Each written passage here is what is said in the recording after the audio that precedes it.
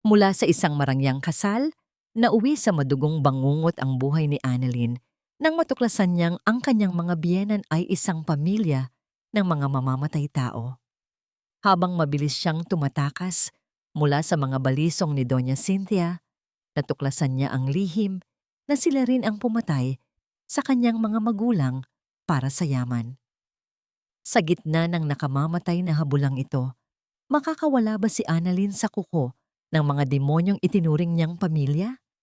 O magiging isa na lamang siyang bangkay na itatago sa ilalim ng kanilang mga kasinungalingan? Ang hangin ng gabi sa San Pablo ay may dalang tamis ng mga bulaklak ng sampagwita at ang halimuyak ng bagong lutong pagkain. Para kay Annalyn Reyes, iyon ang pinakaperpektong gabi ng kanyang buhay.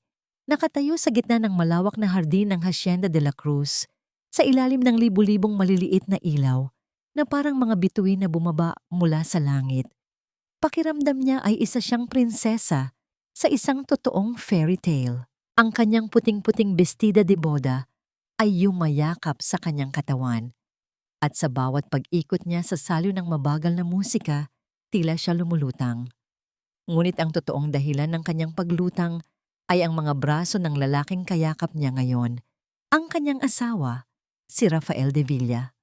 Masaya ka ba, mahal ko? Bulong ni Rafael sa kanyang tainga.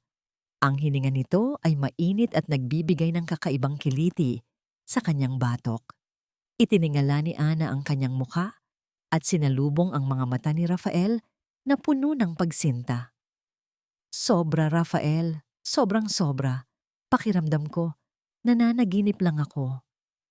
Hindi ito panaginip, Ana. Totoo ito. Totoo tayo, sagot ni Rafael at hinalikan siya nito ng marahan sa labi. Sa bawat halik, sa bawat haplos, nawawala ang lahat ng alinlangan ni Ana. Ang pagiging isang ulila, ang paglaki sa hirap, lahat ng iyon ay tila napalitan ng isang pangako ng magandang bukas.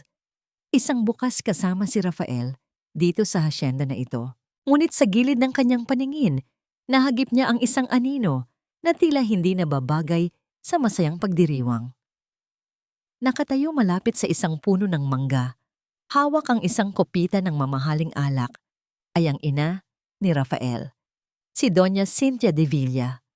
Nakangiti ito, ngunit ang nangiti ay hindi umaabot sa kanyang mga mata. Ang mga mata nito ay matalim, malamig, at nakatutok sa kanya. Para itong isang agila na nagmamasid sa kanyang biktima. Isang mabilis na kislap ng kung anong emosyon ang dumaan sa mukha nito bago ito muling ngumiti sa mga bisitang lumapit. Naramdaman ni Ana ang isang bahagyang panginginig. Simulat sa pool, hindi niya nakuha ang loob ng kanyang biyenan. Laging may distansya, laging may pader na hindi niya kayang wasakin. Ngunit ipinangako niya sa sarili na susubukan niya para kay Rafael. Huwag mo na siyang isipin, sabi ni Rafael na tila nabasa ang kanyang iniisip. Ako ang pinakasalan mo, hindi si Mama. Matatanggap ka rin niya. Pilit nang ngumiti si Ana at isinubsob ang muka sa dibdib ng asawa. Pilit na iwinawaksi ang kaba na nagsisimulang mamuo sa kanyang puso. Nang matapos ang sayaw, magkahawak kamay silang lumibot sa mga bisita. Bawat isa ay bumabati sa kanila ng best wishes at congratulations. Ngunit sa kabila ng ingay at tawanan, hindi maalis sa isip ni Ana ang tingin ni Doña Cynthia.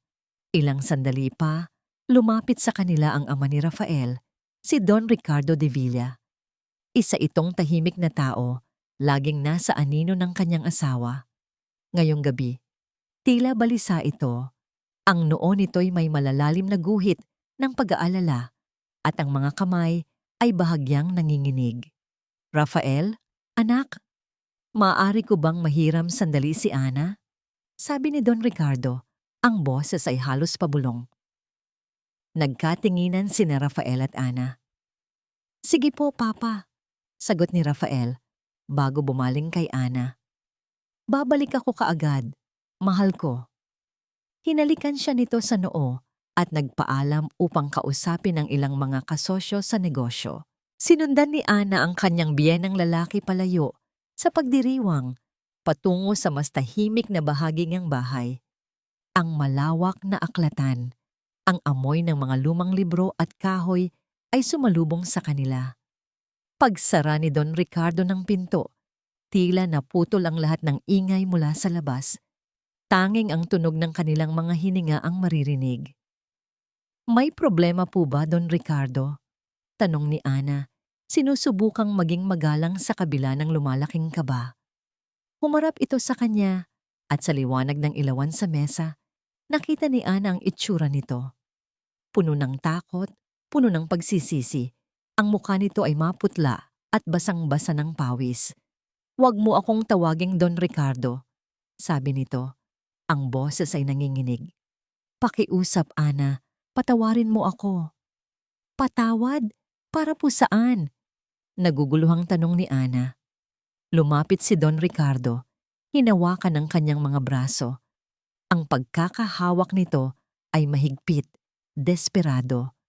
"Kailangan mong umalis dito. Ngayon na." Napaatras si Ana. Binawi ang kanyang mga braso. "Ano po ang ibig niyong sabihin? Kasal ko po ngayon. Hindi ko po kayo maintindihan." Yumuko ang matanda. Tila dinadala ang bigat ng buong mundo sa kanyang mga balikat. Nang muli itong tumingin sa kanya, may mga luha na sa gilid ng mga mata nito. "Makinig ka sa akin, anak. Bawat segundo na manatili ka dito ay panganib sa buhay mo." "Panganib? Sino po ang asawa ko?" Putol ni Don Ricardo sa kanyang sasabihin. Si Cynthia." Ang pangalan ay tumusok sa puso ni Ana na parang yelo. Ang malamig na tingin. Ang nangiting hindi totoo. Biglang nagkaroon ng kabuluhan ang lahat. Hindi po totoo yan. Bakit niya gagawin yon?" Halos walang boses na tanong ni Ana. Ang perang mamanahin mo," sabi ng matanda. Hirap na hirap sa pagsasalita. Gagawin niya ang lahat para makuha iyon. Lahat. Tila umikot ang buong aklatan. Ang mga libro sa estante ay tila mga aninong nagsasayawan. Ang sahig ay tila gumuguho. Ang lalaking pinakasalan niya, ang ina nito, isang mamamatay tao. "Umalis ka na dito, Ana," pakiusap ni Don Ricardo, at mula sa kanyang bulsa ay kumuha ito ng isang bugkos ng pera at isang susi ng luma ngunit matibay na kotse. "Kunin mo to. Gamitin mo ang pinto sa likod ng kusina. Walang nakabantay doon. Huwag kang lilingon. Huwag kang magtitiwala kahit kanino." Inabot nito ang mga gamit sa nanginginig na kamay ni Ana. "Hindi. Si Rafael. Kailangan kong makausap si Rafael." Umiling si Don Ricardo. Ang mukha ay puno ng pait. "Hindi kanya kayang protektahan. Mahal kanya, oo. Pero duwag ang anak ko. Takot siya sa kanyang ina." At sa huling sandali, bago siya itulak palabas ng pinto, ibinulong nito ang mga salitang tuluyang wawasak sa mundo ni Ana. "Umalis ka dito, anak. Papatayin ka niya." Hindi na nag-isip pa si Ana. Ang kanyang katawan ay gumalaw dahil sa purong takot. Tumakbo siya. Tumakbo siya palayo sa aklatan, palayo sa musika, palayo sa mga nangiti. Tinahak niya ang pasilyo patungo sa kusina. Ang puso niya ay dumadagundong sa kanyang dibdib. Ang bawat anino ay tila isang kaaway. Ang bawat tunog ay tila mga yabag na humahabol sa kanya. Nang marating niya ang pinto sa likod, saglit siyang sumilip pabalik sa hardin. Doon, sa ilalim ng mga ilaw, nakita niya si Rafael, nakikipagtawanan sa mga kaibigan. Masaya. Walang kamalay-malay sa bangungot na nagaganap. Ang pagmamahal sa kanyang mga mata ay napalitan ng sakit ng kataksilan. Ang lalaking nangakong proprotektahan, siya ay ang anak ng babaeng gustong pumatay sa kanya. Isang mainit na luha ang dumaloy sa kanyang pisngi. Ang huling halik ni Rafael kanina, hindi na yon halik ng pangako. Iyon na pala ang huling halik ng pamamaalam. Binuksan niya ang pinto at tumakbo sa dilim. Ang puting bestida niya ay sumasabit sa mga halaman, napupunit, narurumihan ng putik. Ngunit hindi niya ininda. Nakita niya ang lumang kotseng sinabi ni Don Ricardo, nakaparada sa ilalim ng isang puno ng akasya. Nanginginig niyang ipinasok ang susi. Sa unang subok, hindi umandar. Sa pangalawa, umubo ang makina. Sa pangatlo, sa wakas, umandar ito. Walang lingon likod, tinapakan niya ang silinyador at pinaharurot ang kotse palayo sa hasyenda. Sa salamin sa kanyang harapan, kitang-kita niya ang nagliliwanag na mansyon, ang Hacienda de la Cruz, ang kanyang pinapangarap na tahanan. Ngayon, isa na itong nagliliyab na libingan ng kanyang mga pangarap. Ang mga ilaw nito ay unti-unting lumiliit, hanggang sa maging isang maliit na tuldok na lamang sa kadiliman ng gabi. At si Ana, sakay ng isang lumang kotse, suot ang kanyang punit at maruming bestida de boda, ay tumutungo sa isang kawalan. Dala-dala ang isang basag na puso at ang katotohanang ang kanyang fairy tale ay isa palang napakasamang bangungot. Ang bawat kilometrong nilalakbay ng lumang kotse ay tila isang milya ang layo mula sa buhay na inakala ni Annalyn na sa kanya na. Ang manibela ay malamig at matigas sa kanyang mga kamay na nanginginig pa rin. Ang kanyang mga paa, nakatapak sa silinyador, ay manhid. Suot pa rin ang mamahaling puting sapatos na regalo sa kanya ni Rafael. Ang isip niya ay isang magulong bagyo. Paulit-ulit na naglalaro ang mga huling salita ni Don Ricardo. Papatayin ka niya. Sinong niya? Si Doña Cynthia, ang ina ng lalaking pinakasalan niya. Ilang oras lamang ang nakalipas. Hindi ka pani-paniwala. Isang masamang biro. Isang masamang panaginip. Sinubukan niyang isipin ang mukha ni Rafael, ang ngiti nito, ang init ng mga mata nito. Ngunit ang imahe ay nababasag, pinapalitan ng malamig at mapanuring tingin ni Doña Cynthia. Hindi. Bulong niya sa sarili habang ang mga luha ay muling dumadaloy sa kanyang mga pisngi, humahalo sa dumi at alikabok. Hindi magagawa ni Rafael ito sa akin.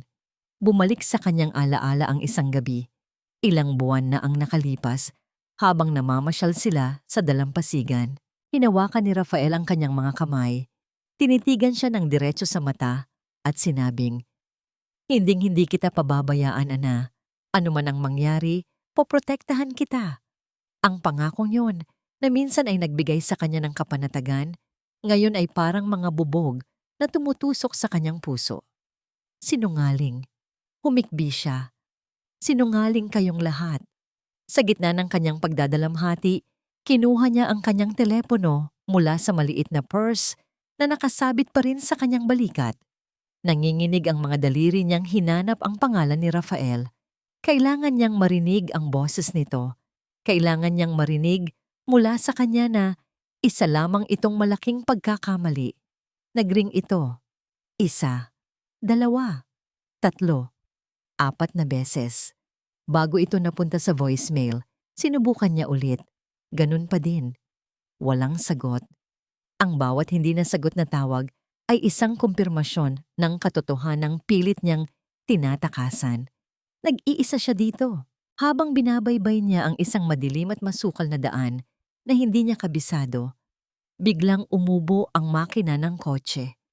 Umubo ito muli. At pagkatapos ay isang nanginginig na katahimikan ang pumalit. Sinubukan niyang paandarin muli, ngunit wala na. Isang malakas na tunog lamang ng pag-click ang kanyang naririnig. Hindi ngayon. Pakiusap. Nagmamakaawa niyang sabi sa hangin. Tumingin siya sa labas. Walang mga bahay, walang mga poste ng ilaw. Tanging matataas na puno na tila mga higanting anino sa ilalim ng buwan. At ang nakakabinging tunog ng mga kuliglig. Gulat at takot ang sabay na gumapang sa kanyang buong katawan. Nasa gitna siya ng kawalan. At doon, sa kanyang salamin sa likuran, isang bagay ang nakakuha ng kanyang atensyon. 2 bilog na ilaw, isang sasakyan, papalapit. Sa una, nakaramdam siya ng bahagyang pag-asa. Baka may tutulong sa kanya, ngunit habang papalapit ang sasakyan, Isang itim at makintab na van. Bumilis ang tibok ng kanyang puso. Tila pamilyar ito. Tila ito ang isa sa mga sasakyan na ginamit sa hasyenda. Nagbago ang pag-asa at naging purong lagim. Hinahanap siya. Alam nilang tumakas siya. Ang itim na van ay bumagal. Tila tinitiyak na ito nga ang kotseng hinahanap nila. Sa isang iglap, napagtanto ni Ana ang kanyang pagkakamali. Ang telepono. Ang telepono niya. Maaari siyang matrace. Gamit ito. Hindi na siya nag-isip pa. Mabilis niyang binuksan ang pinto ng kotse, hinablot ang kanyang purse at tumakbo papasok sa kadiliman ng kakahuyan. Hindi niya alintana ang mga sangang humahampas sa kanyang mukha at braso, ang mga tinik na kumakapit sa kanyang bestida. Ang tanging nasa isip niya ay ang makalayo. Narinig niya ang paghinto ng van at ang malakas na pagbukas ng mga pinto nito. Hanapin ninyo siya! Sigaw ng isang boses ng lalaki. Hindi siya maaaring makalayo. Ang sigaw na yon ay nagbigay sa kanya ng karagdagang lakas. Ibinaba niya ang bintana ng kanyang telepono at, gamit ang lahat ng kanyang lakas, itinapon ito sa malayo. Narinig niya ang mahinang kalabog nito sa kung saan sa masukal na damuhan. Ang huling koneksyon niya sa kanyang dating buhay, sa lalaking minahal niya, ay nawala na. Patuloy siya sa pagtakbo. Ang kanyang mga paa ay masakit na dahil sa sapatos. Tinanggal niya ang mga ito at itinapon. Tinahak ang magaspang na lupa ng nakayapak. Bawat bato, bawat tuyong dahon ay parang kutsilyong tumutusok sa kanyang mga talampakan, ngunit hindi niya ito pinansin. Sa kanyang pagtakbo, isang pangalan ang umaling-aungaw sa kanyang isip, isang mukha mula sa kanyang nakaraan. Ang kaisa-isang taong mapagkakatiwalaan niya sa buong mundo. Mateo. Mateo Cruz, ang kanyang kababata. Ang kanyang matalik na kaibigan bago siya lumuwas para mag-aral sa kolehiyo. Alam niyang naging isang journalist ito at nakatira pa rin sa kalapit na bayan ng Santa Clara. Kung mayroong isang taong tutulong sa kanya ng walang tanong, si Mateo yon. Ang pag-iisip kay Mateo ang naging kanyang gabay. Tinansya niya ang direksyon at nagpatuloy sa paglalakad, na ngayon ay mas maingat na, sinusubukang manatili sa lilim ng mga puno. Ang takbo ay napalitan ng isang pagod, ngunit determinadong paglakad. Ang bawat hakbang ay isang laban sa pagod at sa pagnanais na sumuko na lamang. Pagkatapos ng tila walang katapusang oras, natanaw niya ang mga ilaw ng bayan. Tila ito isang parola sa gitna ng isang madilim na karagatan. Dahan-dahan siyang lumabas mula sa kakahuyan, nanatili sa mga eskinita, iniiwasan ang mga pangunahing kalsada. Ang kanyang itsura ay kalunos-lunos. Ang bestida de boda ay punit-punit at puno ng putik. Ang buhok niya ay magulo at may mga tuyong dahon. Ang kanyang mukha ay may mga gasgas at bahid ng tuyong luha. Ang mga paa niya ay duguan. Ang bawat taong nakakasalubong niya ay tinitingnan siya na may pinaghalong awa at pagtataka. Sa wakas, narating niya ang isang pamilyar na kalye. At doon, sa dulo nito, nakatayo ang isang maliit ngunit maayos na bahay na may ilaw pa sa bintana ng sala. Ang bahay ni Mateo. Ginamit niya ang natitirang lakas para akyatin ang 3 baitang na hagdanan. Ang kanyang mga binti ay parang gelatin na nanginginig. Itinaas niya ang kanyang kamay para kumatok, ngunit ang kanyang mga daliri ay walang lakas. Bumagsak ang kanyang kamao sa pinto na may mahinang kalabog. Sinubukan niya ulit, mas malakas. Isang tunog na sapat lang para marinig. Narinig niya ang mga yabag sa loob, papalapit sa pinto. Isang anino ang lumitaw sa bintana. Ang lock ay umikot. Ang pinto ay dahan-dahang bumukas. Sa harap niya ay nakatayo si Mateo. Mas matangkad at mas malapad ang balikat kaysa sa huli niyang pagkikita, ngunit ang mga mata nito ay ganoon pa rin, mabait at puno ng talino. Ngunit ngayon, ang mga matang iyon ay nanlaki sa purong pagkabigla at hindi paniniwala. Ana? Bulong nito. Ang pangalan niya ay tila isang tanong na hindi nito inaasahang masasagot. Nagsimulang magdilim ang paningin ni Ana. Ang lahat ng lakas na nagdala sa kanya doon ay biglang nawala. Ang kanyang mga tuhod ay bumigay. Bago pa man siya bumagsak sa sahig, ang huling imaheng nakita niya ay ang nag-aalalang mukha ni Mateo habang sumisigaw ito ng kanyang pangalan. Ang malamyos na tugtugin ay napalitan ng mga bulong-bulungan. Ang masayang tawanan ay unti-unting naging mga nag-aalalang tanong. Para kay Rafael de Villa, ang perpektong gabi ay naging isang bangungot sa loob lamang ng ilang minuto. "Ana! Ana! Nasaan ka?" Sigaw niya. Ang kanyang boses ay nawawala sa gitna ng nagkakagulong mga bisita. Kanina lang, magkasama sila. Kanina lang, hawak niya ang kamay ng kanyang asawa. Pagkatapos niyang kausapin ang mga kasosyo sa negosyo, bumalik siya sa lugar kung saan niya iniwan si Ana kasama ang kanyang ama. Ngunit wala na sila pareho. Ang kanyang ama ay bumalik mag-isa, na tila wala sa sarili at amoy alak. Habang si Ana ay hindi na niya mahanap, pumunta siya sa banyo, sa silid kainan, sa hardin. Bawat sulok ng mansyon ay kanyang pinuntahan. Ang kaba sa kanyang dibdib ay lumalaki sa bawat segundong lumilipas. "Rafael, hiho." Isang malumanay, ngunit may awtoridad na boses ang tumawag sa kanya. Lumingon siya at nakita ang kanyang ina, si Cynthia de Villa, na papalapit. Ang mukha nito ay nagpapakita ng perpektong pag-aalala. Hinawakan siya nito sa braso, isang haplos na dapat sana'y nagbibigay ng kapanatagan. Ngunit para kay Rafael, may kakaibang lamig itong dala. "Mama, hindi ko makita si Ana," sabi niya. Ang gulat ay malinaw sa kanyang boses. "Kalma lang anak," sabi ni Cynthia habang ginagabayan siya palayo sa mga nag-uusyosong bisita. "Baka naman nagpapahangin lang. Alam mo naman ang mga bride, minsan ay nabibigla sa lahat ng nangyayari." Ngumiti ito, isang nangiting pilit. "O baka naman, nagkaroon siya ng cold feet?" Ang huling mga salita ay binitiwan nito nang may bahagyang diin. Sapat lang para magtanim ng duda. "Hindi ma, hindi ganun si Ana." Mabilis na sagot ni Rafael. "Mahal niya ako. Mahal namin ang isa't isa." "Alam ko, Hisyo. Sinasabi ko lang ang mga posibilidad." Sagot ni Cynthia, ang boses ay malambing pa rin. "Hayaan mo, ipapahanap ko siya sa mga gwardiya. Huwag kang mag-alala. Ako ang bahala." May kung anong hindi tama. Ang kanyang ina ay masyadong kalmado.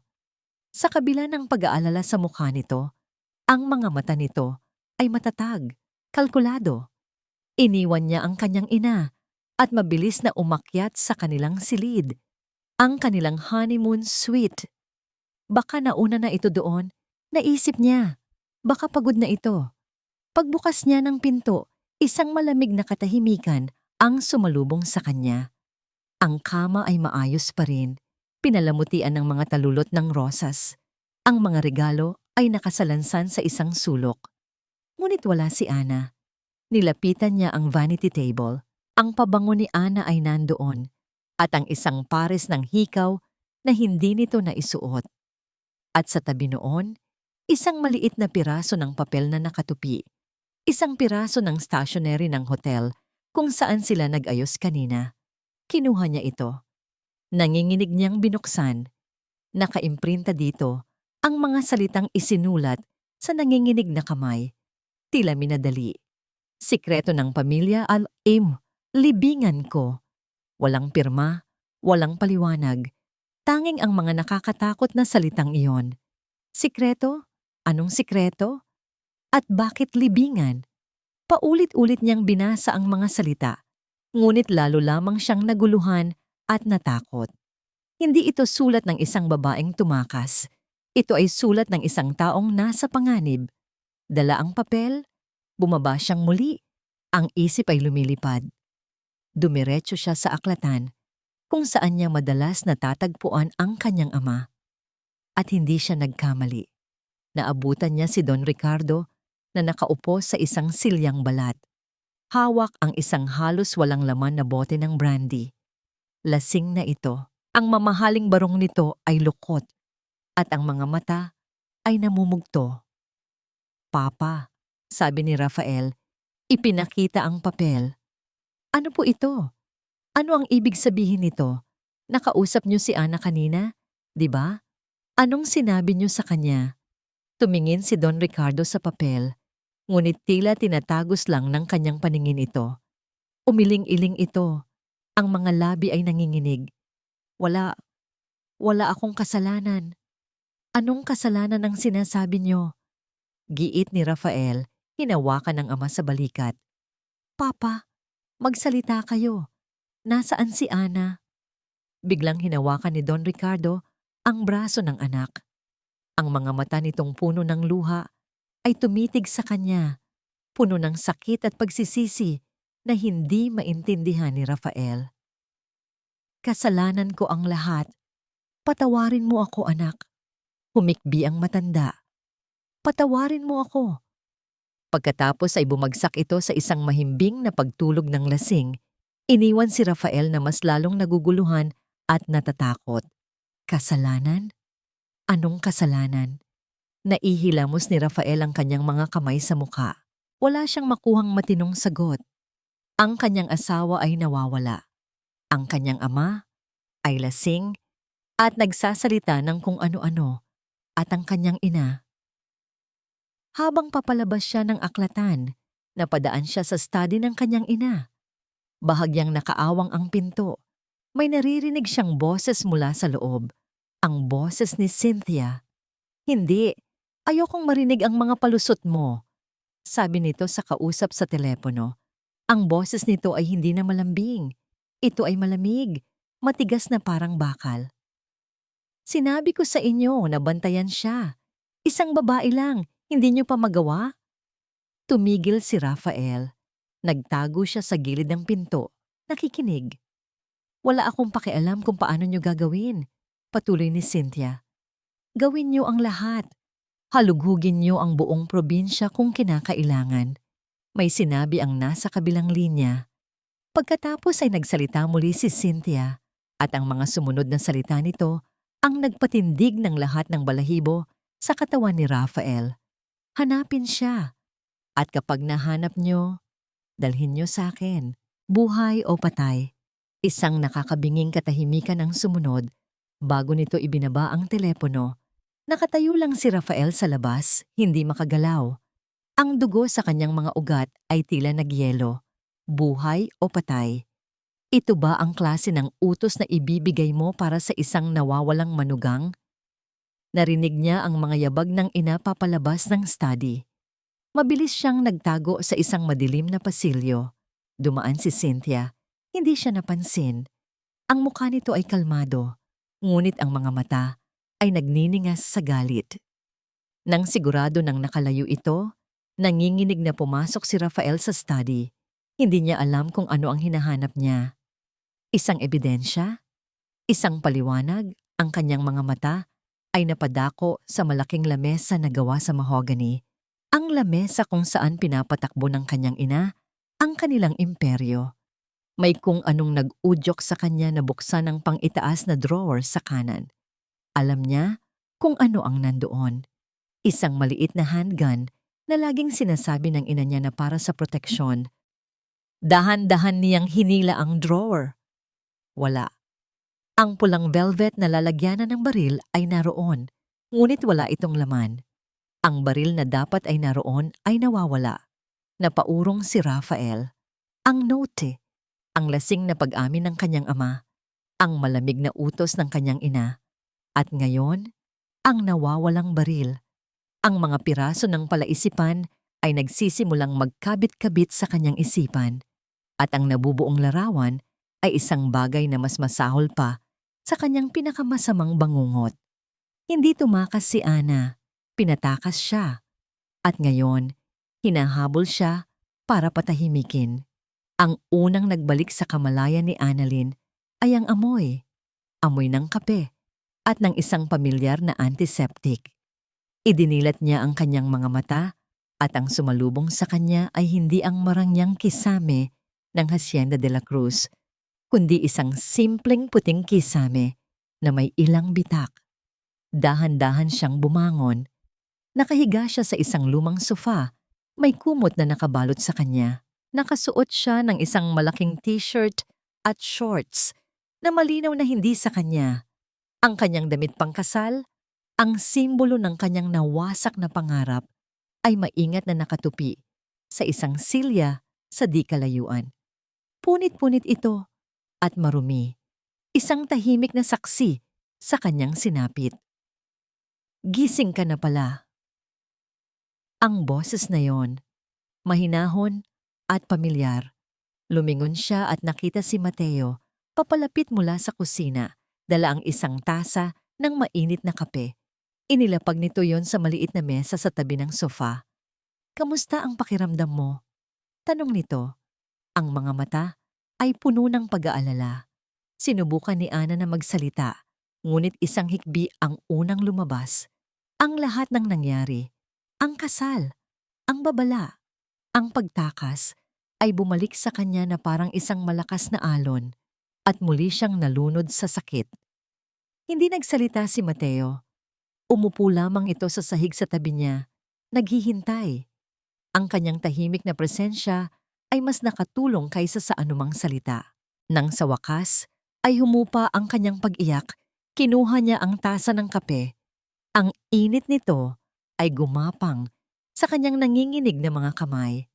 Salamat, Matt, sabi niya. Ang boses ay paos.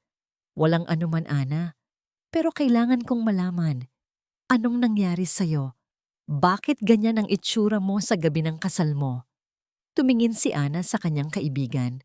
Sa mukha na nagpapakita ng tunay na pag-aalala, walang bahid ng paghuhusga. At doon, sa maliit at ligtas na espasyo ng apartment ni Mateo, ikinuwento niya ang lahat, ang bawat detalye. Ang malamig na tingin ni Doña Cynthia, ang nanginginig na babala ni Don Ricardo, ang pagtakas sa dilim, ang humahabol na itim na van. Habang nagsasalita siya, nakikinig lang si Mateo.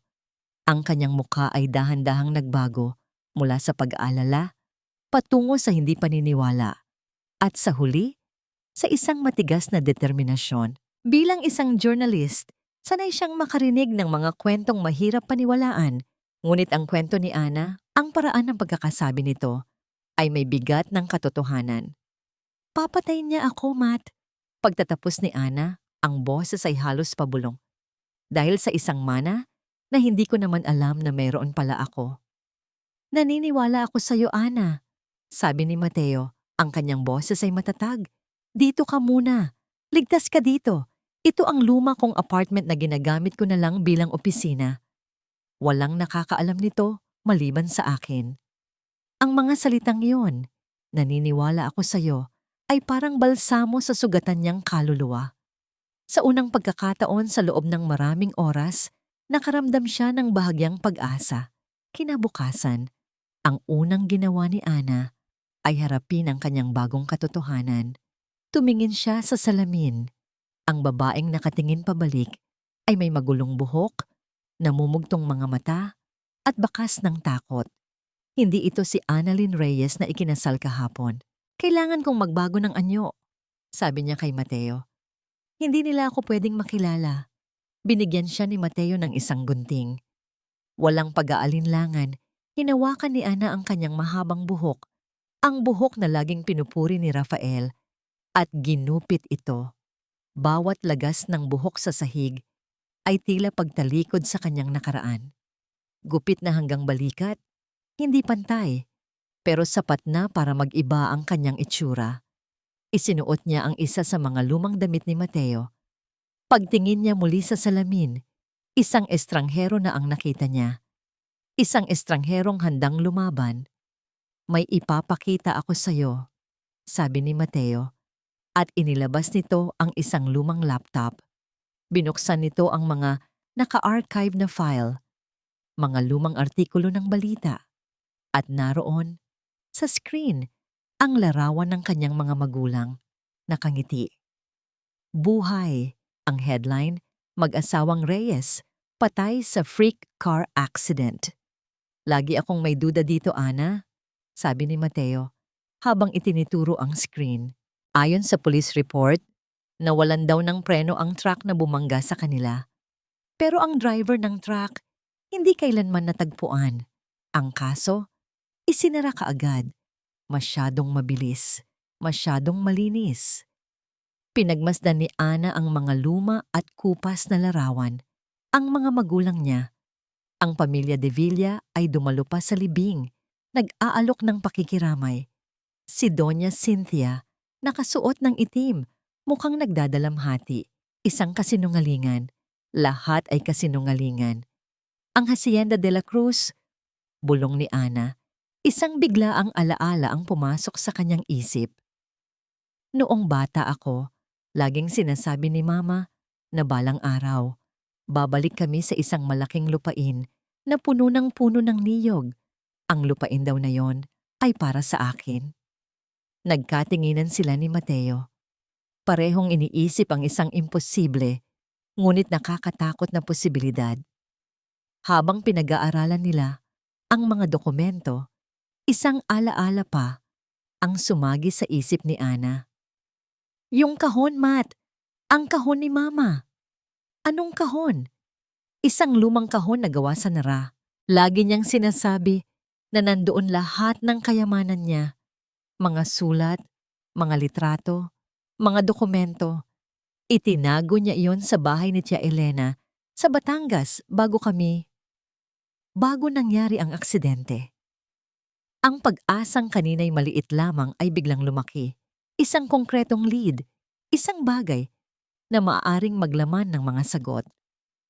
Kailangan nating makuha yon, sabi ni Mateo. Ngunit bago pa man sila makapagplano, sinabi ni Mateo na lalabas muna siya saglit upang bumili ng pagkain at iba pang pangangailangan. Nag-iwan ito ng isang lumang burner phone. Para lang sa emergency, huwag kang tatawag kahit kanino. Bilin nito. Habang nag-iisa, sinubukan ni Ana na kumalma. Ngunit ang bawat tunog mula sa labas, ang tahol ng aso, ang preno ng sasakyan, ay nagpapakaba sa kanya. Ilang sandali pa, bumalik si Mateo. Ngunit ang kalmadong itsura nito kanina ay napalitan ng pag-aalala. Mabilis niyang isinara at nilock ang pinto. Anong problema? Tanong ni Ana. Nasa bayan na sila. Sabi ni Mateo, ang boses ay mababa at apurado. Habang nasa karinderya ako, may narinig akong dalawang lalaki. Hindi taga rito. Nagtatanong sila kung may nakita raw silang babae. Isang bride na tumakas, suot ang punit-punit na bestida. Nanlamig ang buong katawan ni Ana. Natuntun na siya. Ang kanlungan niya ay hindi naligtas. Paano? Paano nila nalaman na nandito ako?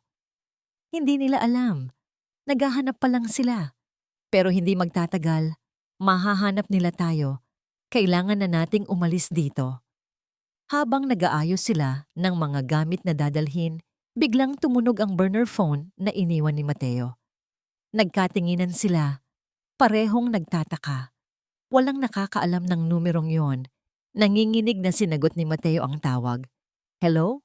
Sino to? Nakinig ito sandali. Ang noo ay nakakunot. Pagkatapos ay nanlaki ang kanyang mga mata sa gulat. Anong sinabi mo? Sigurado ka ba dyan? Saan? Ibinaba nito ang telepono at humarap kay Ana. Ang mukha ay pinaghalong pagkabigla at pag-asa. Ana, sabi niya. At sa unang pagkakataon, may bagong kislap sa kanyang mga mata. May tumawag. Isang source. Sinabi niya, may testigo raw sa aksidente ng mga magulang mo. Napahawak si Ana sa mesa para suportahan ang sarili. Testigo? Tumango si Mateo. Ang kanyang boses ay halos hindi marinig sa sobrang pananabik. At buhay pa siya. Ang mansyon ng mga De Villa na kagabi lamang ay puno ng musika at tawanan. Ngayon ay nababalot ng isang mabigat at hindi magandang katahimikan. Para kay Rafael, ang bawat sulok nito ay tila isang paalala ng kanyang kabiguan. kabiguang protektahan ang babaeng pinakamamahal niya. Sa harap ng mga natitirang kamag-anak at ilang piling kaibigan, ang kanyang ina, si Cynthia, ay perpektong ginagampanan ang papel ng isang nag-aalalang biyenan. Puno ng luha nitong ikinuwento kung paanong bigla na lang nawala si Ana, na marahil ay natakot sa responsibilidad ng pagiging asawa. Isang kwentong mabilis na kumalat at sa bawat pag-ulit, si Ana ang lumalabas na masama. Isang oportunistang biglang tumakas matapos makasal sa isang mayamang pamilya. Ngunit alam ni Rafael ang katotohanan, at ang katotohanan yon ay mas masakit pa kaysa sa anumang tsismis.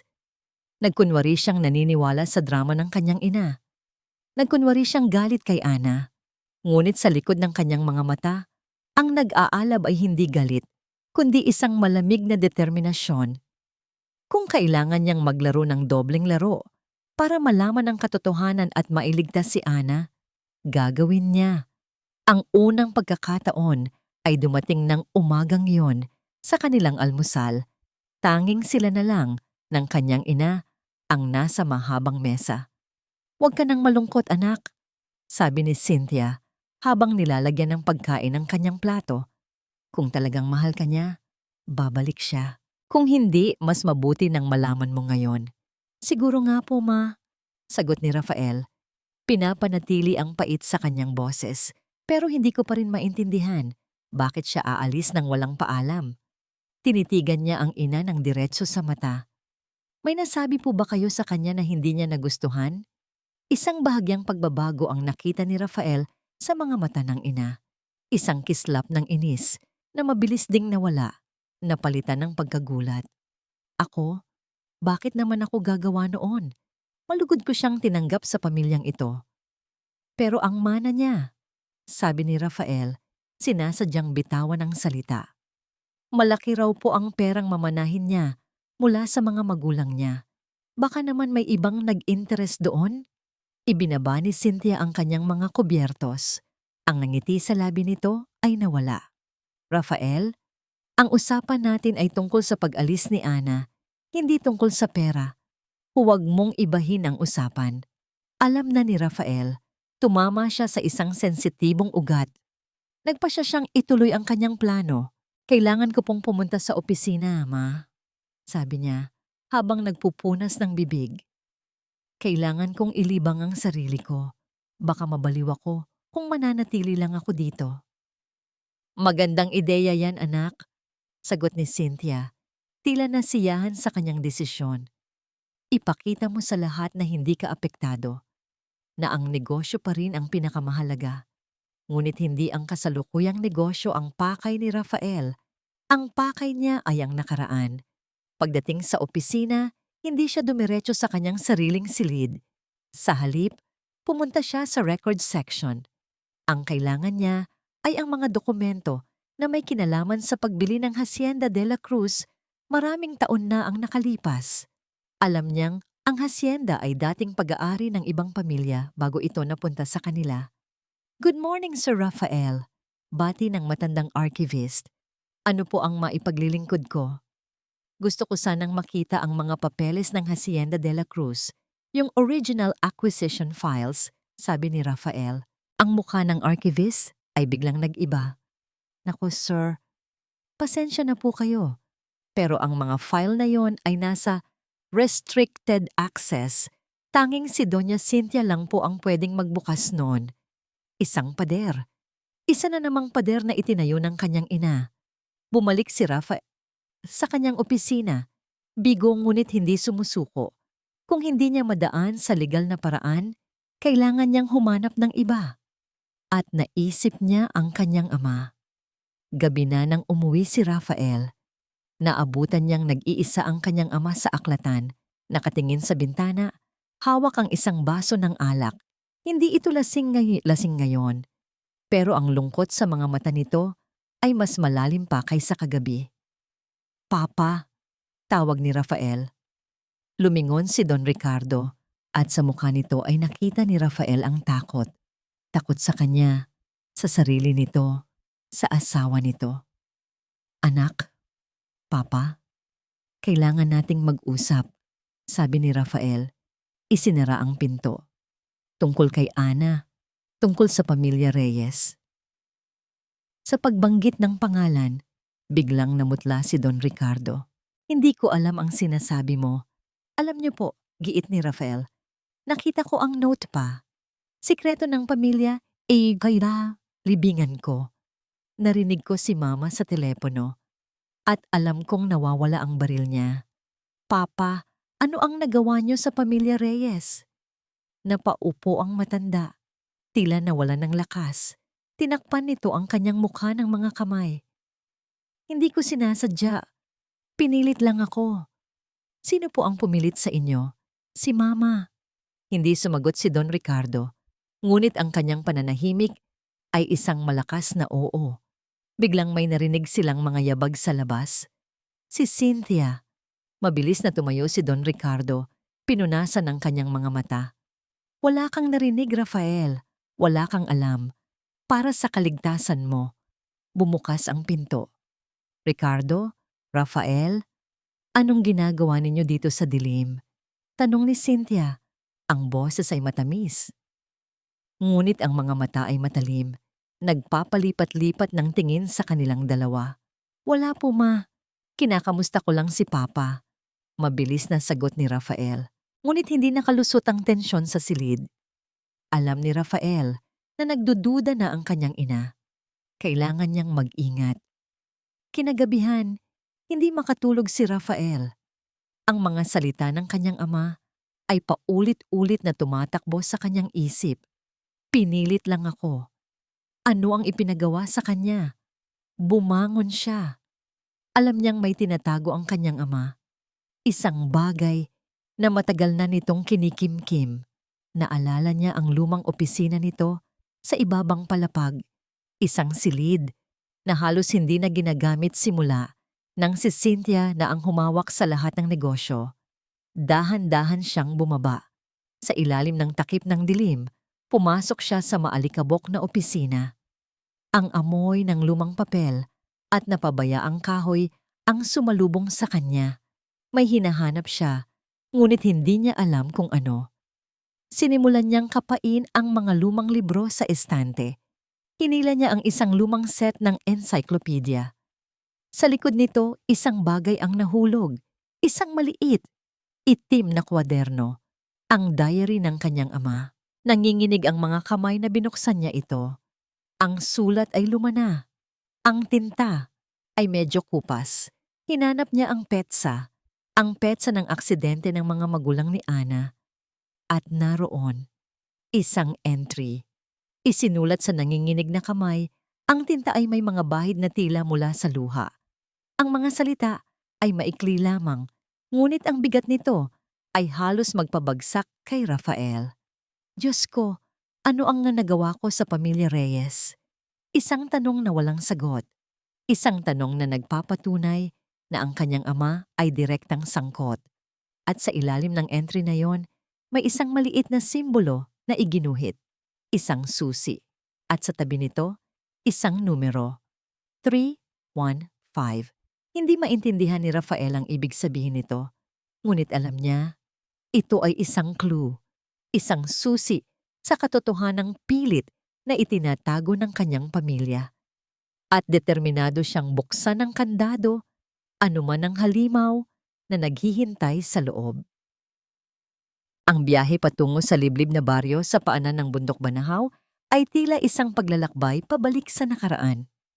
Iniwan ni Ana at Mateo ang kotse ni Mateo sa isang maliit na bayan at sumakay sa isang tricycle at pagkatapos ay naglakad sa isang makitid at maputik na landas. Bawat hakbang ay ginawa nila ng may pag-iingat, laging tumitingin sa kanilang likuran. Si Mang Nestor daw ang pangalan niya, sabi ni Mateo habang tinutulungan si Ana na umakyat sa isang maliit na burol. Ayon sa source ko, isa siyang magsasaka na nagmamay-ari ng isang maliit na lupa malapit sa lugar ng aksidente. Pagkatapos ng insidente, bigla na lang siyang nagbenta ng lupa at lumipat dito. Hindi na halos nakikipag-usap sa kahit sino. Ang puso ni Ana ay magkahalong kaba at pananabik. Sa wakas, pagkatapos ng napakaraming taon ng mga tanong na walang sagot, maaring may isang taong makapagbibigay sa kanya ng liwanag. Narating nila ang isang maliit na kubo na yari sa kawayan at pawid, nakatayo sa gitna ng ilang mga puno ng saging. Isang payat na matandang lalaki na may balat na kulubot dahil sa araw at mga matang laging tila may tinitingnang malayo ang nag-aayos ng kanyang mga pananim. "Mang Nestor?" Magalang na tanong ni Mateo. Tumingin ang matanda at sa isang iglap, ang kalmadong mukha nito ay napalitan ng pag-aalinlangan at takot. Tila handa itong tumakbo anumang oras. "Wala akong kailangan. Umalis na kayo," sabi nito. Ang boses ay magaspang. "Sandali lang po," pakiusap ni Ana. Lumapit ng dahan-dahan. "Hindi po kami taga-gobyerno. Hindi po kami pulis. Kailangan lang po naming malaman ang tungkol sa aksidente." Sa kalsada ng San Rafael, 15 taon na po ang nakalipas. Sa pagbanggit ng aksidente, nanigas si Mang Nestor. Ang hawak niyang itak ay bumagsak sa lupa. Tinitigan niya si Ana mula ulo hanggang paa. Ang mga mata nito ay nanlalaki, tila may nakikitang multo. "Kamukhang kamukha mo ang nanay mo," bulong nito, halos hindi marinig. Isang mainit na likido ang namuo sa mga mata ni Ana. "Kilala niyo po ang mga magulang ko?" Hindi agad sumagot si Mang Nestor. Sa halip iginala nito ang kanyang paningin sa paligid, tila tinitiyak na walang ibang nakikinig.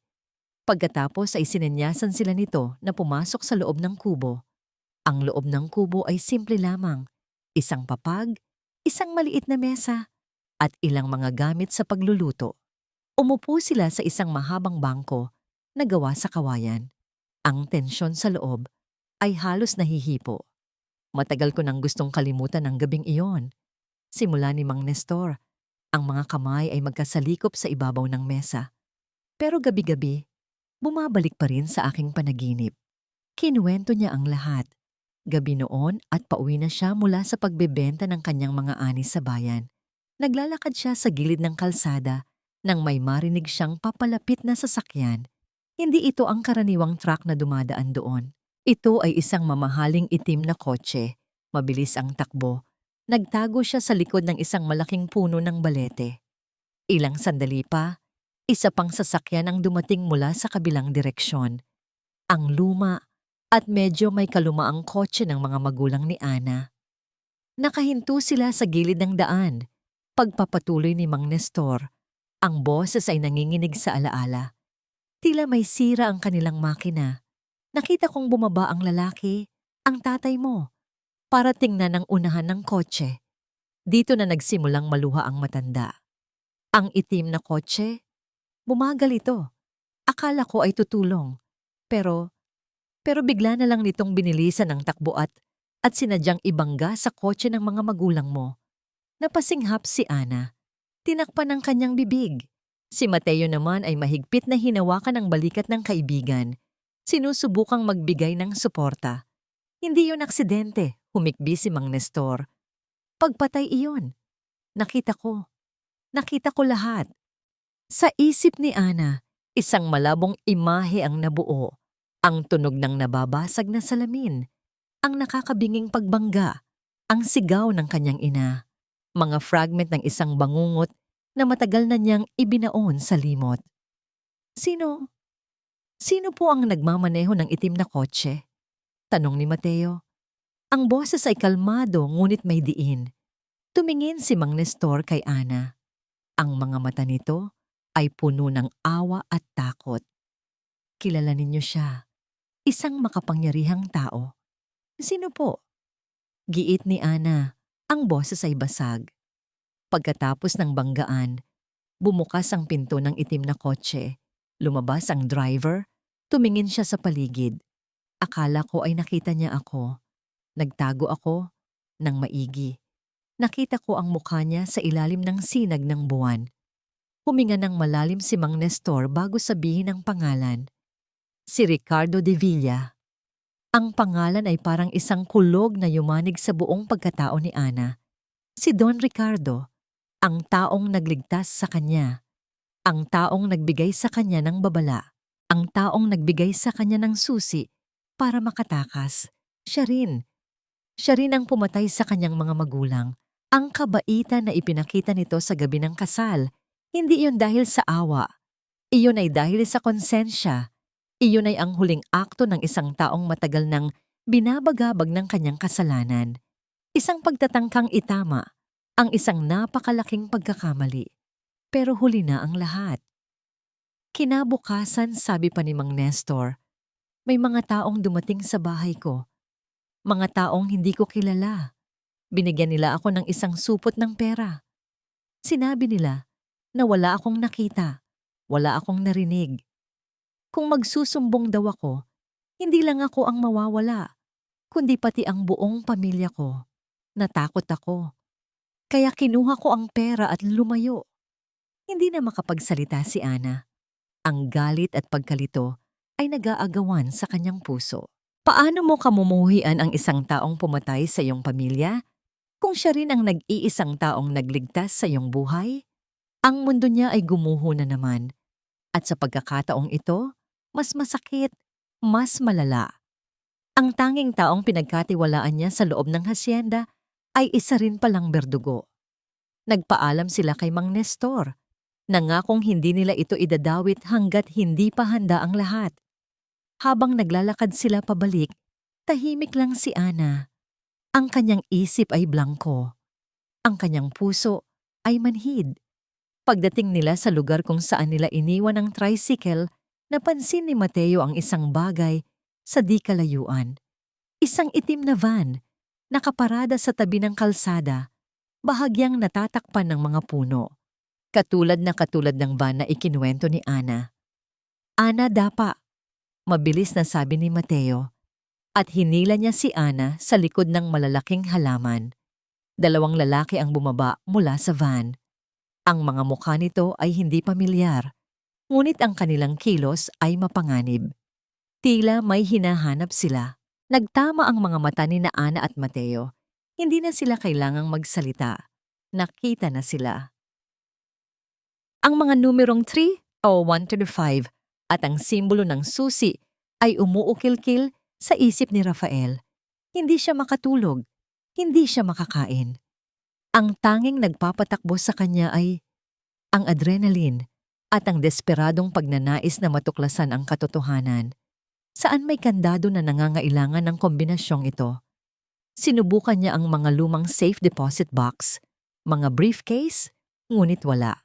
Pagkatapos, isang alaala ang bumalik sa kanya. Noong bata pa siya, madalas siyang maglaro sa lumang opisina ng kanyang ama. May isang malaking estante ng libro doon na laging nakakandado. Isang beses, tinanong niya ang kanyang ama kung bakit. Ang sagot nito, "Nandyan ang mga multo ng nakaraan, anak. Mas mabuting huwag na nating gisingin ang mga multo ng nakaraan." Muli siyang bumalik sa maalikabok na opisina. Sa pagkakataong ito, may dala na siyang determinasyon. Nilapitan niya ang malaking estante na puno ng mga libro sa batas at negosyo. Sa gilid nito, nakita niya ang isang maliit at halos hindi mapansing combination lock. 3, 1, 5, isang mahinang click ang kanyang narinig. Huminga siya ng malalim bago hilahin ang estante. Ito pala ay isang pekeng pader. Sa likod nito ay isang maliit na espasyo at sa loob, isang bakal na baul na kinakalawang na sa katagalan.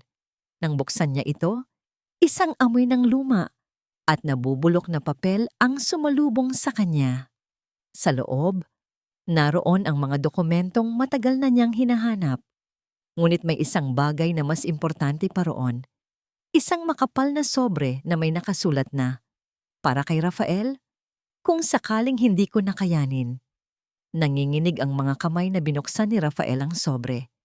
Sa loob ay ilang piraso ng papel, puno ng sulat kamay ng kanyang ama, si Ricardo de Villa. Ito ay isang detalyadong confession. Binasa niya ang bawat salita at sa bawat pangungusap, ang mundo niya ay lalong gumuho. Inamin doon ng kanyang ama ang lahat, kung paano siya pinilit ni Cynthia, ang kanyang sariling ina, na isagawa ang aksidente. Si Cynthia raw ang nagplano ng lahat. Natuklasan nito na ang Hacienda de la Cruz na matagal nang inaasam ng kanilang pamilya ay legal na pag-aari pala ng mga Reyes at mayaman pala ang pamilya ni Ana. Ginamit daw ni Cynthia ang kahinaan ni Ricardo, isang pagkakamali sa negosyo na nagawa nito noon na maaring magpakulong sa kanya para i-blackmail ito. Isang mabilis na aksidente lang, Ricardo, sabi raw ni Cynthia, at mapapasa atin ang lahat para ito sa kinabukasan ni Rafael. Para sa kanya, ginawa nila ang karumal-dumal na krimen na yon para sa kanyang kinabukasan. Nasuklam si Rafael sa sarili niya, sa pamilya niya, sa dugong nananalaytay sa kanya. Ang sulat ay nagtapos sa isang pakiusap. Patawarin mo ako, anak. Minahal ko si Ana na parang tunay na anak. Ang pagligtas sa kanya sa gabi ng kasal ay ang tanging paraan na alam ko para kahit paano'y mabawasan ang kasalanan ko. Hanapin mo siya, protektahan mo siya, at ibigay mo ang hustisyang hindi ko kayang ibigay. Hawak ang sulat. Si Rafael de Villa ay hindi na anak ng isang makapangyarihang pamilya. Siya ay anak ng isang mamamatay tao. At determinado siyang itama ang lahat, kahit na ang kapalit nito ay ang pagwasak sa sarili niyang ina. Ang pagtakas mula sa baryo ni Mang Nestor ay mas desperado kaysa sa pagtakas niya mula sa hacienda. Kasama si Mateo, tumakbo sila sa kabilang direksyon, palayo sa itim na van. Umakyat sila sa mga pilapil, tumawid sa isang maliit na ilog, at nagtago sa matataas na talahiban. Ang kanilang mga damit ay basang-basa at puno ng putik. Ang kanilang mga hininga ay putol-putol. Kailangan nating makarating sa Batangas, sabi ni Ana, habang nagpapahinga sila sa likod ng isang malaking puno. Ang kahon ni Mama, iyon na lang ang pag-asa natin. Sumangayon si Mateo. Gamit ang kanyang kaalaman bilang isang journalist, nagawa nilang iwasan ang mga pangunahing kalsada. Naglakad sila ng maraming oras hanggang sa makarating sa susunod na bayan, kung saan sila sumakay ng isang bus na biyaheng Batangas, pinipilit na maging invisible sa gitna ng maraming tao. Ang bahay ni Tia Elena ay isang maliit na bahay na bato sa isang tahimik na kalye. Matagal nang pumanaw ang kanyang tiyahin, ngunit ang katiwala nito, si Aling Nita, ay nandoon pa rin. Ana Hija, Diyos ko, anong nangyari sa'yo? Gulat na sabi ni Aling Nita nang makita ang itsura ni Ana. Pinasalamatan ni Ana ang Diyos na ang balita ng kanyang pagtakas ay hindi pa umabot sa liblib na lugar na yon. Mahabang kwento po, Aling Nita, sabi niya. Pwede po ba kaming pumasok? Ikinuwento niya ang isang pabalat na istorya. Sapat lang para hindi na magtanong pa ang matanda. Ang tanging pakay niya ay ang lumang baul sa bodega. Ah, oo, ang baul ng iyong ina, sabi ni Aling Nita. Nandoon pa rin. Hindi ko ginalaw. Banal na bagay iyon sa kanya. Pinuntahan nila ang bodega. Maalikabok at puno ng mga lumang gamit. At sa isang sulok, nakatayo ang isang baul na gawa sa nara. Ang ibabaw nito ay inukita ng mga bulaklak ng sampagita. Ang baul ng kanyang mga alaala. Dahan-dahan niya itong binuksan. Ang amoy ng nakaraan ay sumalubong sa kanya. Mga lumang litrato nila ng kanyang mga magulang, ang kanyang mga unang sapatos, ngunit hindi iyon ang kanyang hinahanap. Sa ilalim ng lahat ng iyon, may isang malaking brown envelope. Nang buksan niya ito, ang kanyang mga kamay ay nagsimulang manginig. Nandoon ang lahat. Ang orihinal na titulo ng lupa ng Hacienda de la Cruz, nakapangalan sa kanyang mga magulang, sina Antonio at Lilia Reyes, mga bank statement na nagpapakita ng malaking halaga ng pera na hindi niya alam na mayroon sila. At ang pinakamahalaga sa lahat, mga sulat. Mga sulat ng kanyang ina para sa kanya. Isinulat ilang linggo bago ito maaksidente. Anak kong Annalyn, kung binabasa mo ito, ibig sabihin ay may nangyaring masama sa amin ng iyong ama. May mga taong gustong kunin ang ating lupain, ang Hacienda de la Cruz. Isang babae, si Cynthia de Villa, ay matagal nang nagbabanta sa amin. Huwag kang magtitiwala sa kanila, anak. Ano man ang mangyari, huwag kang magtitiwala sa mga de Villa. Ang bawat salita ay isang patalim na tumatarok sa puso ni Ana. Binasa niya ang sunod-sunod na sulat. Detalyado nitong isinalaysay ang mga pagbabanta, ang mga paninira, ang unti-unting pagbuo ng isang masamang plano. At sa huling sulat, ang pinakamasakit sa lahat, nag-aalala ako para sa aming kaligtasan. Ngunit mas nag-aalala ako para sa'yo. Ipinapangako ko, anak, gagawin namin ang lahat para protektahan ka. Ang lupang ito ay para sa'yo. Ang kinabukasan na ito ay para sa'yo. Mahal na mahal ka namin. Niyakap ni Ana ang mga sulat. Ang papel ay nabasa ng kanyang mga luha. Hindi ito basta ebidensya. Ito ang huling habilin ng kanyang ina. Ito ang tinig ng pagmamahal mula sa kabilang buhay. Same time, different places. Sa mansyon ng De Villa, nakatayo si Rafael sa gitna ng opisina ng kanyang ama, hawak ang sulat ng pag-amin, ang katotohanan ng krimen ng kanyang pamilya. Sa isang bodega sa Batangas, nakaluhod si Ana sa sahig, yakap ang mga sulat ng kanyang ina, ang katotohanan ng kanyang pagkatao at ang pagmamahal na ipinagkait sa kanya. Sa iisang iglap, sa magkaibang lugar, hawak ng dalawang taong minsan nang nangako ng walang hanggan sa isa't isa ang magkabilang dulo ng isang madugong katotohanan. Ang sikreto ay nabuksan na at ang digmaan ay magsisimula pa lamang. Ang hawak ni Annalyn ay hindi na lamang mga sulat, hawak niya ang hustisya. Ang bawat salita na isinulat ng kanyang ina ay isang sandata laban sa mga De Villa. Ang takot na dati gumagapos sa kanya ay unti-unting napalitan ng isang nag-aapoy na galit at determinasyon. Hindi na siya ang babaeng tumatakbo. Ngayon, siya na ang mangangaso. Ito na, Mat, sabi ni Ana. Ipinakita kay Mateo ang mga dokumento at sulat. Nandito na ang lahat ng kailangan natin. Ang titulo, ang mga bank statement, ang mga sulat ni Mama. Hindi na nila ito matatanggi. Pinag-aralan ni Mateo ang bawat piraso ng ebidensya. Ang kanyang mga mata bilang isang journalist ay mabilis na kumikilatis sa bawat detalye. Mas matibay pa ito sa inaakala ko, Ana. This is a bombshell. Kayang-kaya nitong pabagsakin ang buong pamilya De Villa. Anong susunod nating gagawin? Tanong ni Ana. Kailangan nating maging matalino, sabi ni Mateo. Hindi natin ito pwedeng basta-basta ilabas sa media o ibigay sa pulis. Masyadong makapangyarihan si Cynthia de Villa. Kaya niyang kontrolin ang balita. Kaya niyang bilhin ang hustisya. Kailangan nating iplano ito. Kailangan nating tiyakin na kapag inilabas natin ito, wala na siyang kawala. Nagplano sila. Kinopya ni Mateo ang lahat ng dokumento at itinago ang mga orihinal sa isang safe deposit box sa isang maliit na bangko sa ilalim ng ibang pangalan. Ang mga kopya ay in-upload niya sa isang secure na cloud server at ang password ay ipinadala niya sa pinagkakatiwalaan niyang editor sa Maynila na may kasamang instruksyon.